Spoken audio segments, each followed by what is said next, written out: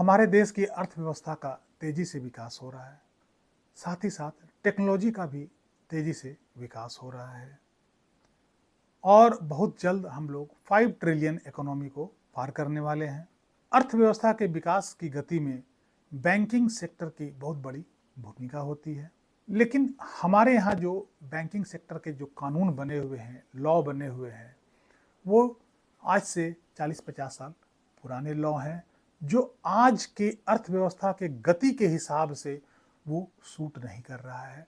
ऐसे में हमारे फाइनेंस मिनिस्टर, हमारे प्रधानमंत्री जी दोनों ने ये डिसाइड किया है कि बैंकिंग सेक्टर में, बैंकिंग लॉज में कुछ बड़े बदलाव किए जाएं, जो कि हमारी अर्थव्यवस्था को गति देने में सहायक हो।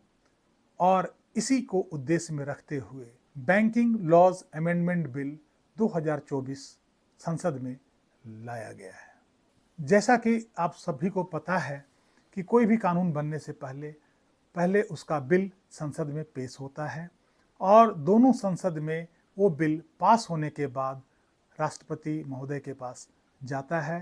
राष्ट्रपति महोदय के सिग्नेचर होने के बाद वो नोटिफाई होता है, इसके बाद वो लागू हो जाता है। तो ये बैंकिंग लॉज अमेंडमेंट बिल 2024 है, वो अभी संसद में लाया गया है और कुछ ही दिनों में ये पास हो जाएगा और ये कानून बन जाएगा। इसमें बहुत सारे चेंजेज किए गए हैं, इसमें इतना बड़ा बदलाव किया गया है कि जिसका प्रभाव भारत के हर नागरिक पर पड़ना स्वाभाविक है। तो इसमें क्या क्या बदलाव किए गए हैं, क्या क्या कुछ मुख्य बदलाव जिसका प्रभाव हम सभी भारतीयों पे, हम सभी नागरिकों पे पड़ने वाला है, इसकी चर्चा हम आज के अंक में करने जा रहे हैं। इस वीडियो को अंत तक देखिएगा, यह बहुत नॉलेजेबल, बहुत इन्फॉर्मेटिव होने वाला है, इसलिए इसे स्किप मत कीजिएगा। नमस्कार, इस अंक में आप सभी का बहुत बहुत स्वागत है। कैसे हैं आप लोग? उम्मीद करता हूं कि आप लोग सभी अच्छे होंगे। बैंकिंग लॉज अमेंडमेंट बिल 2024 में जो सबसे बड़ा बदलाव होने जा रहा है, जिसका प्रभाव हम आम जनजीवन पर पड़ेगा या हम हर नागरिकों पे जो पड़ेगा, वो यह है, इसमें नॉमिनी को लेकर बहुत बड़ा चेंज किया गया है। नॉमिनी का मतलब ये होता है कि यदि आप बैंक में खाता खुलवाने जा रहे हैं या फिर आप बैंक में लॉकर लेने जा रहे हैं, तो ऐसे केसेस में आपको फॉर्म में वहाँ नॉमिनी का ऑप्शन रहता है, आपको नॉमिनी भरना पड़ता है।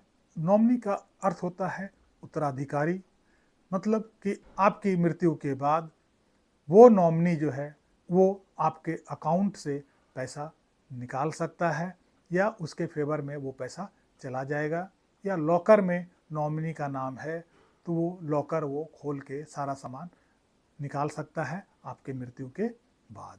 अब यदि आप नॉमिनी नहीं देते हैं, ये ऑप्शनल है लेकिन देना चाहिए। यदि आप नहीं देते हैं नॉमिनी का नाम, तब आप मुसीबत में थोड़ा पड़ जाएंगे। मुसीबत ये होगी कि यदि आपकी अचानक मृत्यु हो जाती है तो जो भी आपके सक्सेसर हैं उनको आपका पैसा निकालने के लिए कोर्ट का चक्कर लगाना पड़ेगा और कोर्ट से वो सक्सेशन सर्टिफिकेट हासिल करेगा। सक्सेशन सर्टिफिकेट के लिए वहाँ वो एप्लीकेशन लगाएगा, फिर आप सभी जितना उत्तराधिकारी हैं सबका वहाँ पे गवाही होगा। उसके बाद कोर्ट सक्सेशन सर्टिफिकेट इशू करेगा और जिसके नाम पे वो सक्सेशन सर्टिफिकेट इशू होगा वो जा करके बैंक में दिखाएगा और उसके नाम पे पैसा वो ट्रांसफ़र होगा। यह एक लंबा प्रोसीजर हो जाएगा। इसीलिए बैंक में अकाउंट खुलवाते समय या लॉकर लेते समय आप नॉमिनी जरूर डालें। इस बार नॉमिनी में बहुत बड़ा चेंज हुआ है। अब वो चेंज इस कारण से भी हुआ है कि पिछले हम लोग पैंडेमिक ईयर 2 साल हम लोग झेले हैं। उस समय बहुत सारे ऐसे घर थे जहाँ की 2-2, 3-3, 4-4 लोगों की मृत्यु हो गई। कई घर ऐसा था जहाँ की पिता की मृत्यु हो गई, बेटे की भी मृत्यु हो गई, ऐसे से जो अर्निंग मेंबर हैं उनकी मृत्यु हो गई, जिनका बैंक में अकाउंट है उनकी भी मृत्यु हो गई, जो नॉमिनी है उनकी भी मृत्यु हो गई। अब घर के लोग बैंक में पैसा होते हुए भी दर दर की ठोकरें खा रहे हैं। उस समय कोर्ट भी बंद था और आप सक्सेशन सर्टिफिकेट लेने के लिए दौड़ भाग भी नहीं कर सकते थे। ऐसे में आपके अकाउंट में या आपके जो अर्निंग मेंबर जो रहे थे जिनकी मृत्यु हो गई उनके अकाउंट में ठीक ठाक पैसा होने के बावजूद भी आपको दर दर की ठोकरें खानी पड़ी थी। इस बार इन चीज़ों को देखते हुए आपको ऑप्शन दिया जाएगा कि आप अपने अकाउंट में या आप अपने बैंक लॉकर में 4 नॉमिनी आप डाल सकते हैं। ये ऑप्शनल है, आप 1 भी डाल दें, 2 भी डालें, 3 भी डालें, लेकिन मैक्सिमम आप 4 डाल सकते हैं। इससे क्या होगा कि कम से कम एक नॉमिनी तो अवेलेबल किसी भी हालत में रहने की संभावना है और यदि कभी ऐसा सिचुएशन होता है तो बैंक में रखा पैसा उस नॉमिनी को मिल जाएगा, जिससे उसकी आर्थिक स्थिति इतनी खराब उस फैमिली की नहीं होगी। अब ये जो नॉमिनी की स्थिति है वो कैसा होगा? ये 2 तरह से होगा। एक होगा साइमल्टेनियस और दूसरा होगा सक्सेसिव। साइमल्टेनियस क्या होता है?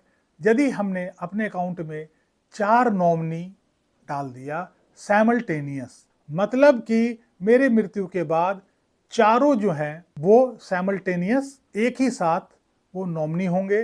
मान लिया मेरे अकाउंट में 1 लाख है और वो 4 नॉमिनी वहाँ पे हैं, तो चारों को बैंक 25-25 हज़ार रुपया दे देगी। यदि उसमें से कोई नॉमिनी की मृत्यु हो चुकी है, 3 बचे हैं, तो 3 को 1 लाख का 3 हिस्सा करके तीनों नॉमिनी को वो दे देगी। लेकिन दूसरा जो ऑप्शन है वो है सक्सेसिव, मतलब कि यदि आप नॉमिनी 1, नॉमिनी 2, नॉमिनी 3, नॉमिनी 4 करके यदि आप डाल रहे हैं सक्सेसिव के रूप में, तो उसमें ये होगा कि मेरे मरने के बाद पहला जो नॉमिनी होगा सक्सेसिव नॉमिनी वो होगा नंबर 1, मतलब कि बैंक उनको सारा का सारा अमाउंट नंबर 1 वाले जो नॉमिनी है उनको दे देगी। यदि नंबर 1 वाले नॉमिनी की भी डेथ हो जाती है तो सारा का सारा पैसा नंबर 2 नॉमिनी है उनको दे देगी। ऐसे में किसी भी नॉमिनी को जो जीवित है उसको सारा पैसा इकट्ठा मिल जाएगा। तो मुझे उम्मीद है कि ये बात आपको समझ में आ गई होगी कि 2 तरह से नॉमिनी नॉमिनेट होंगे वहाँ पे, पहला साइमल्टेनियस और दूसरा सक्सेसिव। एक में सबको बराबर बराबर हिस्से में मिल जाएगा और दूसरे में सीरियल वाइज जिनका नंबर पहले है उनको सारा अमाउंट इकट्ठा ही मिल जाएगा। दूसरा जो इसमें बैंकिंग लॉज में जो बड़ा बदलाव होने वाला है वो ये है कि बड़े बड़े बैंक के जो डायरेक्टर होते हैं, जैसे ICICI bank, HDFC bank, axis bank, जितने बड़े बड़े बैंक हैं उनके डायरेक्टर जो होते हैं अपने बैंक के केवल 5 लाख रुपए तक के शेयर ही खरीद सकते थे। अब इस अमाउंट को बढ़ाकर 2 करोड़ रुपया कर दिया गया है। अब कोई भी जो बड़े बैंक हैं उनके डायरेक्टर जो हैं वो अपने बैंक के शेयर्स को 2 करोड़ रुपए तक शेयर्स को खरीद सकते हैं। तीसरा जो इसमें सबसे बड़ा बदलाव किया गया है कि अब जैसा कि आप जानते हैं RBI जो है सब बैंकों का बैंक है, मतलब सब बैंकों का बाप है एक तरह से कहिए, और हर बैंक को अपना रिपोर्ट RBI को भेजना होता है। तो एज पर रूल जो अभी तक चल रहा था उसमें हर बैंक हर फ्राइडे को जो RBI गाइडलाइन भेजती थी उसका कंप्लायंस रिपोर्ट हर फ्राइडे को उसे भेजना पड़ता था। अब इस रूल के तहत उसे हर फ्राइडे को नहीं बल्कि यह कंप्लायंस रिपोर्ट 15 दिन में एक बार भेजा जा सकता है। अगला जो बदलाव इसमें किया गया है वो ये है कि कभी कभी किसी व्यक्ति की मृत्यु हो जाती है और उसके डिविडेंड, बॉन्ड्स, इंटरेस्ट, बहुत सारे पैसा कहीं कहीं वो अटक जाता है और उनके परिवार वालों को पता नहीं होता है कि हाँ इनका डिविडेंड भी आना है, किसी कंपनी से इनका शेयर भी आना है, इनका बॉन्ड भी आना है, और वो पैसा जानकारी के उनके परिवार की जानकारी के अभाव में यह पड़ा रहता है वर्षों वर्ष। ऐसे में इस लॉ के अंतर्गत यदि 7 साल तक ऐसे डिविडेंड, ऐसे शेयर्स, ऐसे अमाउंट को क्लेम नहीं किया गया तो सरकार एक फंड बनाएगी जिस फंड का नाम होगा investor education and protection fund. यह पैसा उस फंड में जाकर जमा हो जाएगा और जब भी उस व्यक्ति को, परिवार को जब भी पता चले कि हाँ इसका कोई डिविडेंड या फंड है, तो वो कभी भी जा कर के वहाँ क्लेम कर सकता है। अगला बदलाव जो इसमें मुख्य बदलाव जो है वो ये है कि बैंक को हर साल ऑडिट कराना होता है। ऑडिट बैंक में होता ही है, जिसके बिना काम नहीं चल सकता है। अभी तक क्या होता था, हर बैंक का अलग अलग ऑडिटर होता है, जिसका सैलरी जो है वो सरकार तय करती थी। और इस लॉ के आने के बाद हर बैंक अपने ऑडिटर को अपने हिसाब से सैलरी फिक्स कर सकता है। बहुत सारे ऐसे बड़े बैंक होते हैं जहाँ कुछ ज़्यादा काम होता है, जहाँ का ऑडिट में ज़्यादा समय लगता है, जहाँ ज़्यादा अकाउंट्स होते हैं, जहाँ ट्रांजैक्शन बहुत ज़्यादा होता है। कुछ बैंक ऐसे होते हैं जो छोटे बैंक होते हैं, जहाँ पे ट्रांजैक्शन कम होता है, जहाँ पे अकाउंट्स कम होते हैं, और ऐसे में सब के लिए बराबर सैलरी होना ऑडिटर का वो कहीं से जायज़ नहीं था। तो बैंक अपने अपने हिसाब से अपने ऑडिटर को सैलरी फिक्स कर सकते हैं।